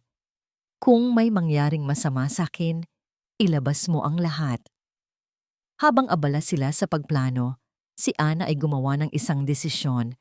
Isang desisyon na alam niyang mapanganib, ngunit kailangan niyang gawin. Kailangan niyang makausap si Rafael. Sa kabila ng lahat, may isang bahagi sa kanyang puso na umaasang hindi alam ni Rafael ang lahat ng ito. Na ang lalaking minahal niya ay biktima rin, tulad niya. Gamit ang isang bagong SIM card na binili ni Mateo, tinawagan niya ang numero ni Rafael. Sa kabilang linya, si Rafael ay halos mapatalon nang makita ang isang unknown number sa kanyang screen. May nag-udyok sa kanyang sagutin ito. Hello? Isang sandaling katahimikan. Pagkatapos, isang boses na halos hindi na niya makilala sa sobrang hina. Ngunit alam niyang sa kanya, Rafael? Ana? Ana, ikaw ba yan? Diyos ko, Ana, nasaan ka? Ligtas ka ba? Sunod-sunod na tanong ni Rafael. Ang boses ay puno ng desperasyon at ginhawa. Nasaan ka? Tanong ni Ana. Ang boses ay malamig at walang emosyon. Nasa bahay ako. Ana, kailangan nating mag-usap. Marami akong nalaman. Marami akong dapat ipaliwanag. Alam ko na ang lahat, Rafael. Putol ni Ana. Alam ko na ang ginawa ng pamilya mo sa pamilya ko. Isang mabigat na katahimikan ang namagitan sa kanila. Ana, patawarin mo ako. Basag na, sabi ni Rafael. Wala akong alam. Ngayon ko lang nalaman ang lahat. Maniwala ka sa akin. Paano ako maniniwala sa'yo? Tanong ni Ana. Isang luha ang tumulo mula sa kanyang mata. Dahil mahal kita, Ana. At gagawin ko ang lahat para itama ito. Hawak ko ngayon ang confession letter ni Papa. Aaminin niya ang lahat. Tutulungan kitang makuha ang hustisya. Ang mga salitang iyon ay nagbigay ng isang maliit na sinag ng pag-asa kay Ana. Ngunit sa likod ng pag-asang iyon, mayroong takot. Takot na baka ito ay isa na namang kasinungalingan. Rafael, sabi ni Ana, ang kanyang boses ay nanginginig. Mahal kita, pero hindi ko na alam kung paano pa magtitiwala. Patawad. Bago pa man makasagot si Rafael, ibinaba na ni Ana ang tawag. Hindi niya kayang marinig. Ang anumang sasabihin pa nito. Ang sakit ay sariwa pa. Ang sugat ay napakalalim. Ang hindi nila alam, ang bawat salita sa kanilang pag-uusap ay naririnig ng isa pang tao. Si Cynthia De Villa gamit ang isang high-tech na listening device na matagal na niyang ipinakabit sa telepono ng kanyang anak ay nakikinig sa lahat. Nang marinig niya ang tungkol sa confession letter, isang malamig na galit ang gumapang sa kanyang buong katawan. Hindi lang si Ana ang kalaban niya ngayon, pati na rin ang sarili niyang pamilya, ang kanyang duwag na asawa, at ang kanyang traidor na anak. Alam niyang kailangan na niyang tapusin ito. Mabilis at walang awa. Kinabukasan, habang tinutulungan ni Ana si Aling Nita sa hardin, isang delivery boy ang dumating. May dala itong isang maliit na kahon para kay Mateo Cruz. Hindi ako umorder ng kahit ano. Sabi ni Mateo nagtataka. Binuksan niya ang kahon. Sa loob, isang telepono ang laman. Bigla itong nag-ring. Nagkatinginan sila ni Ana bago ito sinagot ni Mateo. Hello? Isang pamilyar na boses ng babae ang narinig mula sa kabilang linya. Malamig at puno ng panunuya. Mr. Cruz, isang journalist, hindi ba? Mayroon akong scoop para sa'yo. Sino to? Tanong ni Mateo, habang sinisenyasan si Ana na lumapit. Huwag ka nang magtanong. Kung gusto mong malaman ang buong katotohanan sa likod ng pagkamatay ng mga Reyes, pumunta ka sa lumang bodega sa Pantalan. Mag-isa. Kung magsasama ka ng pulis o kahit sino, hindi mo na makikita ang ebidensyang hinahanap mo. Biglang ipinakita sa screen ng telepono ang isang live video. Si Mang Nestor, nakatali sa isang silya, may busal ang bibig at may mga pasa sa mukha. At hindi mo na rin siya makikitang buhay, dagdag ni Cynthia bago ibaba ang tawag. Bitag tumat, huwag kang pupunta. Sigaw ni Ana, nanginginig sa takot. Wala akong choice, Ana. Sabi ni Mateo, ang mukha ay determinado. Buhay ni Mang Nestor ang nakataya. Itago mo ang lahat ng ebidensya. Ano man ang mangyari, huwag kang lalabas dito. Hinalikan ni Mateo si Ana sa noo. Mag-iingat ka, sabi nito, at umalis. Ngunit si Ana ay hindi mapakali. Hindi niya kayang hayaan si Mateo na harapin ito mag-isa. Habang nakatalikod si Aling Nita, kinuha niya ang mga kopya ng ebidensya. Isinilid sa isang bag at tahimik na sinundan si Mateo. Maingat na nag-iingat na hindi mapansin. Pagdating niya sa bodega, nakita niya ang kotse ni Mateo na nakaparada sa labas. Dahan-dahan siyang sumilip sa isang maruming bintana. Sa loob, nakita niya si Mateo, nakatayo sa gitna. At sa harap nito, si Cynthia De Villa na may hawak na baril, ang baril na nawawala sa kanyang opisina. Nasaan si Ana? Tanong ni Cynthia. Hindi ko alam. Matapang na sagot ni Mateo. Sayang, mukha pa naman kayong magkaibigan, sabi ni Cynthia at ngumisi. Itinutok niya ang baril kay Mateo at sa sandaling iyon, alam ni Ana na wala na siyang pagpipilian. Hindi na siya pwedeng magtago. Lumabas siya mula sa kanyang pinagtataguan at buong tapang na humakbang papasok sa bodega. Nandito ako, sigaw niya. Pakawalan mo siya. Lumingon si Cynthia at isang mapanagumpay na ngiti ang sumilay sa kanyang mga labi. Ang bitag ay gumana ng perpekto. Akala mo ba matatakasan mo ako, Annalyn Reyes? Sabi ni Cynthia habang ang malaking pinto ng bodega ay dahan-dahang nagsasara sa likuran ni Ana. Isang malakas na kalabog ang umalingaw-ngaw. Hudyat na sila ay nakakulong na sa loob. Ang daga ay pumasok na sa hawla. Ang hangin sa loob ng bodega ay mabigat at may amoy ng kalawang at dagat. Ang tanging liwanag ay nagmumula sa ilang maruruming bintana sa itaas na lumilikha ng mga guhit ng liwanag sa maalikabok na sahig, tila mga rehas ng isang malaking kulungan. Nakatayo si Annalyn sa gitna. Ang puso niya ay dumadagundong, ngunit ang kanyang mga mata ay matatag na nakatitig kay Cynthia de Villa. Sa likod ni Cynthia, nakita niya si Mateo at si Mang Nestor, parehong nakatali at binabantayan ng dalawang malalaking lalaki. Isang hangal na pagpapasya, Annalyn, sabi ni Cynthia, habang dahan-dahang naglalakad paikot sa kanya, na parang isang ahas na tinitingnan ang kanyang biktima. Pero inaasahan ko na, ang kabayanihan ay isang kahinaan. Hindi ito kabayanihan, ito ay pagkuha ng kung ano ang sa akin. Matigas na sagot ni Ana. Ang hasyenda, ang buhay na ninakaw ninyo. Isang malutong na tawa ang kumawala sa mga labi ni Cynthia. Isang tawang walang kagalakan, puno ng pangungutya. Sayo? Ang isang basahan na tulad mo, huwag kang magpatawa. Ang hasyenda ay para sa mga Divilla. Noon, ngayon at magpakailanman, ipinaglaban ko iyon, dinuguan ko yon. Dinuguan mo ng dugo ng mga magulang ko. Sigaw ni Ana, ang boses ay nanginginig sa galit. Sila ang humadlang sa aking mga pangarap. Walang emosyong sabi ni Cynthia. Isang maliit na sakripisyo para sa mas malaking tagumpay. Ganoon talaga ang buhay, Hija. Ang mahihina ay kinakailangang magbigay daan para sa malalakas. Ang bawat salita ni Cynthia ay isang laso na tumatagos sa balat ni Ana. Ang kawalan nito ng pagsisisi, ang pagmamalaki sa kanyang mga kasalanan ay mas masahol pa sa isang sampal. At ngayon, sabi ni Cynthia, huminto sa harap niya, ang dulo ng baril ay malamig na dumampi sa kanyang noo. Ibibigay mo sa akin ang lahat ng kopya ng mga dokumentong yan at tatapusin na natin ito. Sa sandaling iyon, isang pamilyar na boses ang umalingaw-ngaw mula sa entrada ng bodega. Mama, tama na yan! Parehong napalingon si Ana at si Cynthia. Nakatayo doon si Rafael, ang mukha ay puno ng pagkabalisa.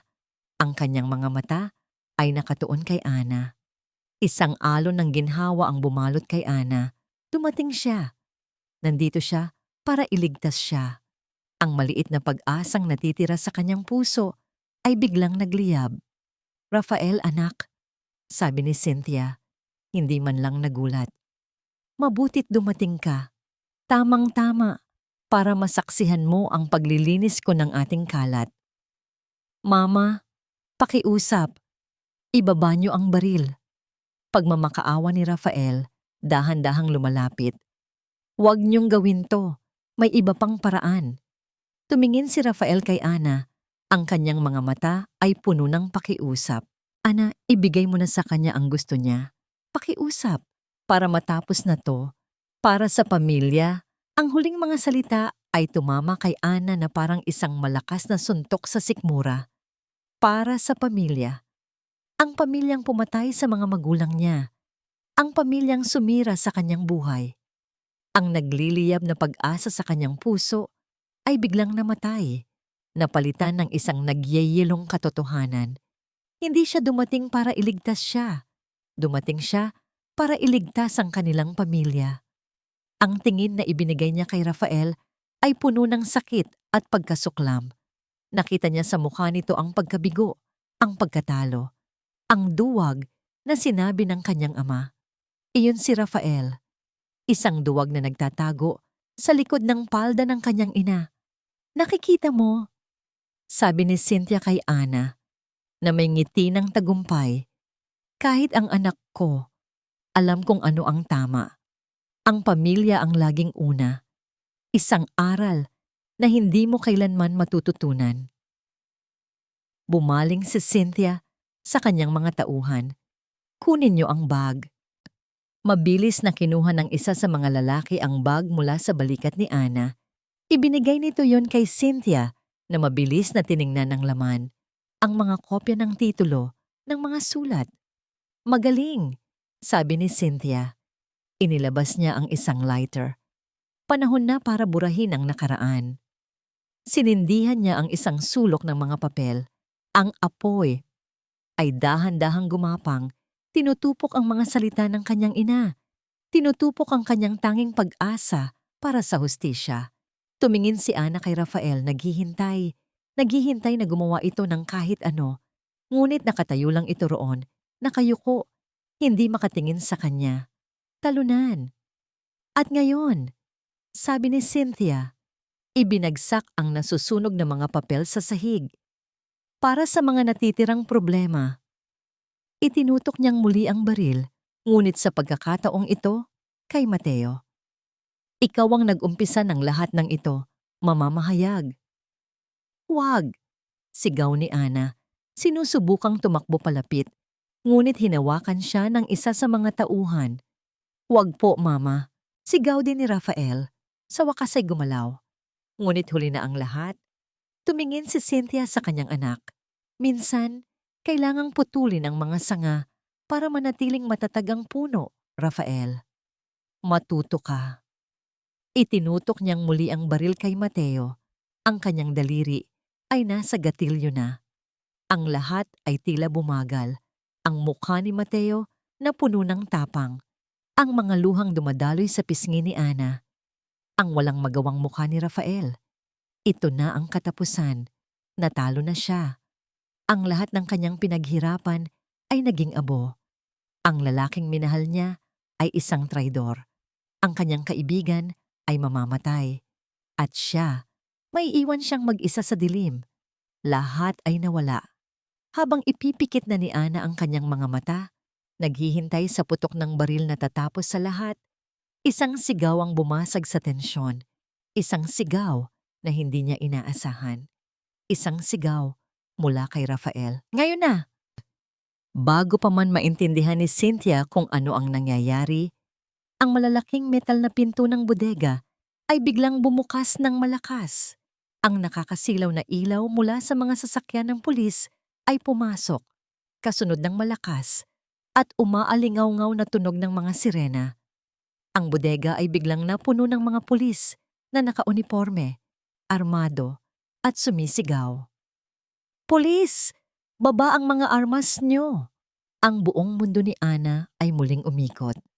Ngunit sa pagkakataong ito, hindi dahil sa pagkatalo, kundi dahil sa isang nakakagulat at hindi kapanipaniwalang pag-asa. Ang sumunod na mga sandali ay isang magulo at mabilis na pagkakasunod-sunod ng mga pangyayari. Ang pagpasok ng mga pulis ay nagdulot ng biglaang kaguluhan. Ang dalawang tauhan ni Cynthia sa halip na sumuko ay nagtangkang lumaban na nagresulta sa isang maikling putukan. Sa gitna ng lahat ng ito, si Rafael de Villa ay hindi na ang duwag na lalaking nakita ni Ana kanina. Sa isang iglap, siya ay naging isang taong may iisang layunin, ang protektahan si Ana. Nang isa sa mga tauhan, sa kanyang pagkataranta, ay itinutok ang baril sa direksyon ni Ana. Mabilis na kumilos si Rafael. Itinulak niya si Ana sa likod ng isang malaking crate na bakal, at ang kanyang katawan ang nagsilbing panangga. Narinig ni Ana ang isang malakas na tunog ng pagtama ng bala sa metal, ilang pulgada lang mula sa ulo ni Rafael. "Ayos ka lang?" tanong ni Rafael. Ang kanyang mga mata ay nag-aalab sa adrenaline habang nakadagan pa rin sa kanya. Hindi makasagot si Ana. Ang kanyang isip ay sinusubukang iproseso ang lahat. Ang kanyang pag-aakala, ang kanyang paghuhusga. Ang lalaking inakala niyang traidor ay inililigtas ngayon ang kanyang buhay. Sa kabilang banda, si Cynthia De Villa ay parang isang mabangis na hayop na na-corner. Sa halip na sumuko, tinangka niyang gamitin ang kaguluhan para tumakas. Ngunit bago pa man siya makalayo, hinarang na siya ng hepe ng pulisya. "Tapos na ang laro, Doña Cynthia," sabi ng hepe. Tumingin si Cynthia sa paligid. Ang kanyang mga tauhan ay napasuko na. Ang kanyang plano ay gumuho. At ang kanyang anak, ang kanyang sariling anak, ang nagkanulo sa kanya. Ang kanyang mga mata ay napuno ng isang uri ng galit na hindi pa nakikita ni Rafael kailanman. "Ikaw," sabi niya, ang boses ay nanginginig sa poot, habang dahan-dahang itinaas ng mga pulis ang kanyang mga kamay para posasan. "Ikaw ang may gawa nito lahat. Kailangan nang matapos ang kasinungalingan, ma," sabi ni Rafael habang tinutulungan si Anang tumayo. "Ipinagkanulo mo ako. Ipinagkanulo mo ang sarili mong ina," sigaw ni Cynthia habang hinihila siya ng mga pulis palabas. Ang kanyang mga salita ay umalingaw-ngaw sa loob ng bodega, puno ng kamandag at pagkasuklam. Nang mahimasmasan na ang lahat at tanging ang mga investigador na lamang ang natira, nilapitan ng hepe si Rafael at Ana. "Salamat sa kooperasyon mo, Rafael," sabi ng hepe. "Hindi namin ito magagawa kung wala ang tulong mo." Dito na unti-unting naging malinaw ang lahat para kay Ana. Isang flashback ang naglaro sa isip ni Rafael. Matapos niyang mabasa ang confession letter ng kanyang ama, hindi siya nag-aksaya ng panahon. Alam niyang hindi niya kayang kalabanin ang kanyang ina ng mag-isa. Pumunta siya sa isang mataas na opisyal ng pulisya, isang kaibigan ng kanilang pamilya, na alam niyang may integridad.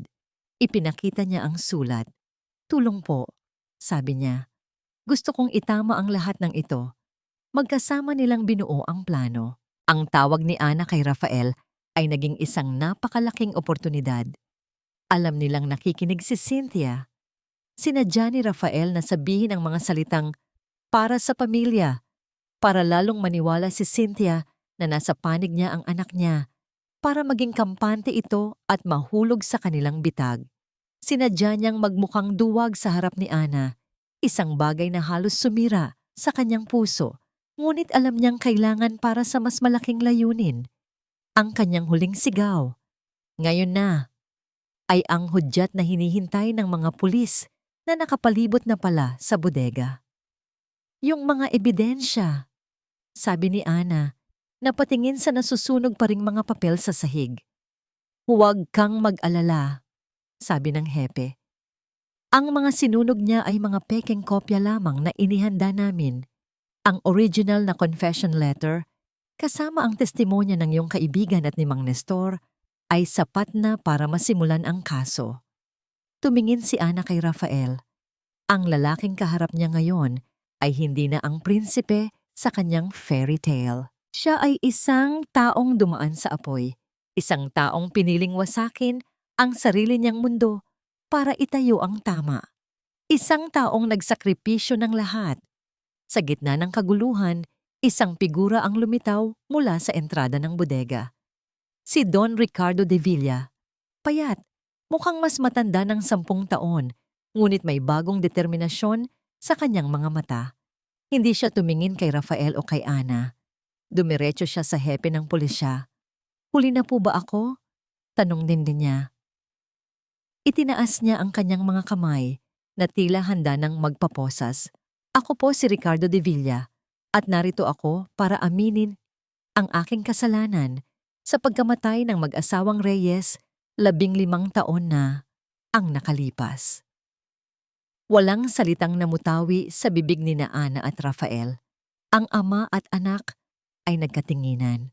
Walang sinabi, Ngunit sa kanilang mga mata, mayroong isang tahimik na pag-unawa, isang masakit, ngunit kinakailangang pagpapalaya.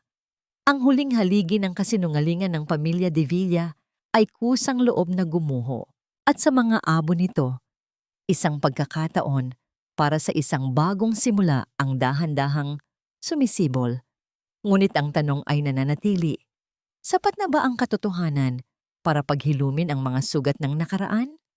Lumipas ang ilang buwan. Ang iskandalo ng pamilya De Villa ay naging pambansang balita. Ang bawat pagdinig sa korte ay sinubaybayan ng buong bansa. Isang modernong telenovela na hinango mula sa tunay na buhay. Ngunit para kay Annalyn Reyes, hindi ito isang palabas. Ito ang kanyang buhay. Sa huling araw ng paglilitis, nakatayo si Ana sa witness stand. Hindi na siya ang babaeng nakasuot ng punit-punit na bestida. Nakasuot siya ng isang simpleng puting bestida, ang kanyang buhok ay maayos na, at sa kanyang mga mata, mayroong isang kapayapaan at lakas na hindi pa nakikita dati. Ikinuwento niya ang lahat, hindi bilang isang biktima, kundi bilang isang survivor. Sa kanyang pagsasalita, hindi niya tiningnan si Cynthia na nakaupo sa lamesa ng depensa. Ang muka ay malamig at walang pagsisisi. Tumingin siya sa hukom, sa mga tao, at sa kauna-unahang pagkakataon, naramdaman niyang malaya na siya. Ang hatol ay mabilis na ibinaba. Si Cynthia De Villa dahil sa bigat ng ebidensya, ang confession letter ni Ricardo, ang testimonya ni Mang Nestor, at ang mga sulat ng ina ni Ana ay napatunayang guilty sa salang double murder at attempted murder. Habang buhay na pagkakakulong, walang parole. Si Ricardo De Villa naman, dahil sa kanyang kusang loob na pag-amin at pakikipagtulungan, ay nakatanggap ng mas magaan na sentensya. Paglabas ni Ana sa korte, sinalubong siya ng liwanag ng araw at ng mga kamera ng media. Ngunit hindi niya ito pinansin. Sa isang tabi, tahimik na naghihintay si Mateo, na may ngiti sa kanyang mga labi. Sa tabi nito ay si Rafael. Sa mga buwang lumipas, naging sandalan ni Ana si Mateo. Ngunit ang relasyon nila ni Rafael ay nanatiling isang hindi natapos na usapan, isang bukas na sugat na pareho nilang hindi alam kung paano gagamutin. Sa araw na yon, matapos ang hatol, ang unang pinuntahan ni Ana ay ang sementeryo. Dala ang isang pompon ng puting bulaklak, nilapitan niya ang puntod ng kanyang mga magulang. Sa unang pagkakataon, wala nang bigat sa kanyang dibdib. Pinalitan ito ng isang malalim na kapayapaan. Bulong niya habang hinahaplos ang malamig na marmol. Tapos na po. Nakuha na po natin ang hustisya. Umupo siya sa damuhan at doon, sa ilalim ng isang malaking puno ng kalachuchi, tahimik siyang umiyak. Hindi dahil sa sakit, kundi dahil sa ginhawa. Isang pag-iyak na naguhugas sa lahat ng laso ng nakaraan. Nang maramdaman niya ang isang presensya sa kanyang likuran, hindi na siya nagulat. Alam niyang susunod siya.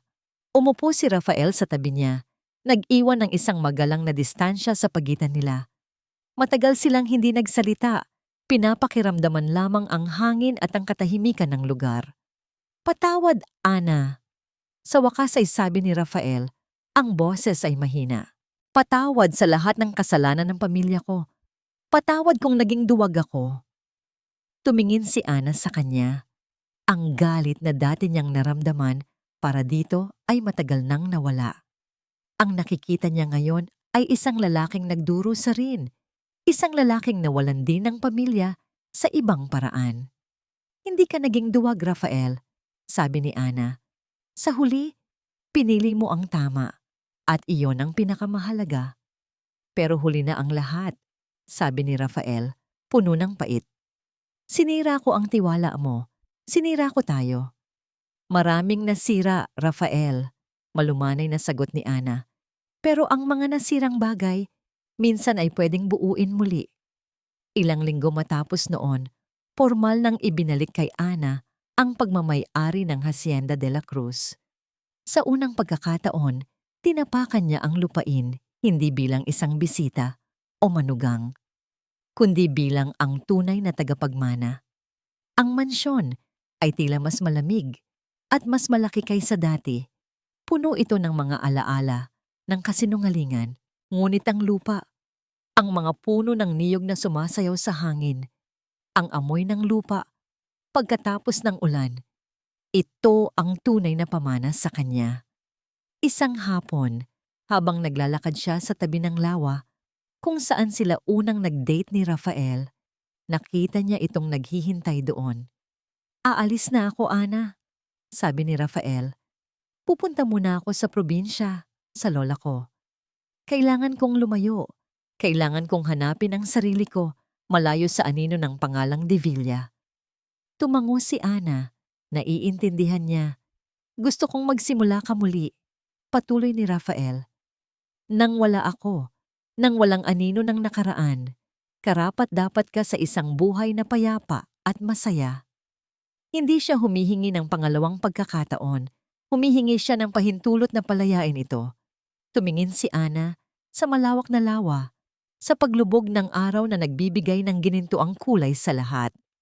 Ang sakit ay nandoon pa rin, isang maliit na kirot sa kanyang puso. Ngunit sa ibabaw nito, mayroon ng pagtanggap, mayroon ng pag-unawa. Humarap siya kay Rafael. Ang babaeng kaharap nito ngayon ay hindi na ang inosenteng Ana Reyes na kanyang pinakasalan. Ito ay isang babaeng sinubok ng apoy at lumabas na mas matatag. Kung bibigyan tayo ng pagkakataon ng tadhana na magsimula muli, tanong ni Ana. Ang kanyang boses ay kalmado at malinaw. Gagawin mo ba ang lahat para sa katotohanan? Kahit gaano pa ito kasakit? Hindi niya ito tinatanong para sa isang sagot.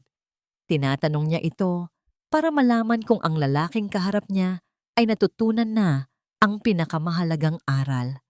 Nakita niya ang sagot sa mga mata ni Rafael, isang tahimik ngunit matatag na oo. Ngumiti si Ana, isang maliit at malungkot na ngangiti. "Mag-iingat ka, Rafael. Iyon lamang. Walang pangako, walang kasiguraduhan. Tanging isang bukas na pinto para sa hinaharap. Isang hinaharap na sila mismo ang kailangang humubog ng magkahiwalay bago sila posibleng maging buo muli." Isang taon. Isang taon ang lumipas mula nang huling makita ni Annalyn si Rafael. Sa loob ng isang taong yon, ang Hacienda de la Cruz ay dahan-dahang nagbago. Mula sa isang simbolo ng kasakiman at krimen, ginawa itong simbolo ng pag-asa ni Ana. Sa tulong ni Mateo, na nanatiling kanyang matalik na kaibigan at tagapayo, binuksan niya ang isang bahagi ng hacienda at ginawa itong isang foundation para sa mga batang ulila at mga biktima ng inhustisya. Ang mga lupain na dati pinagkakakitaan lamang ng iilan ay ngayon ay nagbibigay ng kabuhayan sa maraming pamilya sa kanilang komunidad. Ang mansyon na dati puno ng madilim na sikreto ay napuno ng tawanan ng mga bata. Natagpuan ni Ana ang kanyang tunay na layunin hindi sa pagmamay-ari ng lupa, kundi sa pagbabahagi nito. Hindi na siya si Annalyn Reyes de Villa. Siya ay si Annalyn Reyes, isang babaeng muling binuo ang kanyang sarili mula sa mga abo ng nakaraan. Isang umaga, habang nag-i-inspection siya ng isang bagong itinayong silid-aralan, isang pamilyar na anino ang kanyang natanaw. Nakatayo sa di kalayuan, sa ilalim ng isang puno ng mangga, ay isang lalaki. Payat, may balbas, at ang kanyang balat ay mas maitim dahil sa araw. Ngunit ang mga matang yon, ay hindi niya maaaring ipagkamali. Si Rafael. Naglakad ito palapit, hindi mayabang tulad ng dati, kundi may pagpapakumbaba. May dala itong isang bag na luma. "Rafael," sabi ni Ana. Ang pangalan nito ay tila kakaiba sa kanyang mga labi pagkatapos ng matagal na panahon. "Ana," sagot ni Rafael. Isang maliit na ngiti ang sumilay sa kanyang mga labi. "Ang ganda ng ginawa mo sa lugar na ito." "Sinusubukan ko lang itama ang mga mali," sabi ni Ana.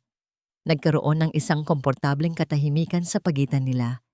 Hindi na ito ang mabigat na katahimikan ng nakaraan. Ito ay isang katahimikan ng dalawang taong maraming pinagdaanan at ngayon ay nagkikita muli bilang dalawang magkaibang tao.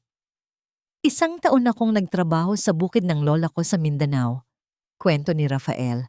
Natuto akong magtanim, mag-ani, at mamuhay ng simple. Natuto akong mabuhay ng hindi umaasa sa pangalan o pera ng aking pamilya. Natagpuan ko ang sarili ko, Ana. Ang totoong ako. Tumingin si Ana sa mga kamay ni Rafael. Dati malambot at makinis ang mga ito.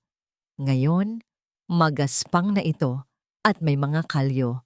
Ang mga kamay ng isang taong nagbabanat ng buto. Bumalik ako, sabi ni Rafael. Hindi para humingi ng kahit ano, kundi para magpaalam ng maayos at para ibigay ito. Mula sa kanyang bag, inilabas niya ang isang lumang libro, ang diary ng kanyang ama. Bago pumanaw si Papa sa bilangguan dahil sa sakit sa puso, ipinabigay niya ito sa akin. Para sa iyo raw. Kinuha ni Ana ang diary. Sa huling pahina, may isang sulat na para sa kanya. Annalyn? Isinara ni Ana ang diary. Ang kanyang puso ay puno ng isang mapait, ngunit matamis na emosyon, ang pagpapatawad. Tumingin siya kay Rafael na handa nang tumalikod at umalis. Rafael, tawag niya. Lumingon ito. Saan ka pupunta? Tanong ni Ana. Hindi ko pa alam. Sagot nito. Kung saan man ako dalhin ng aking mga paa, magsisimula ako muli, mula sa wala. Naglakad si Ana palapit sa kanya. Sa unang pagkakataon sa loob ng isang taon, hinawakan niya ang kamay nito. Magaspang, ngunit mainit. Totoo. Kinuha niya mula sa kanyang bulsa ang isang blangkong kwaderno at isang bagong panulat.